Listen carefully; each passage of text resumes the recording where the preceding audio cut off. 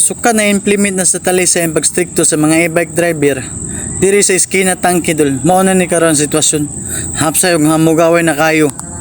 Sa una mura ning magpista, mabuntag ug mahapon ug gumikan sa kadaghang reklamo sa mga commuter mga idol. Kini aksyonan dayon sa tulo ka barangay, ang Kansuhong, Tangke ug Sandroki. Dili man gyud tani masangpot sa unaning nga sitwasyon dol kung limitahan pa lang ang pagsupply sa mga e-bike. Sayunan ka sa akong pagkahibaw, almost 30 to 40,000 dol ang e-bike karon nga nagdagan, mas daghan pa sa tricycle. Mao nga ang uban dol maka-afford gyud og palit ani og ilan ang gihimong negosyo.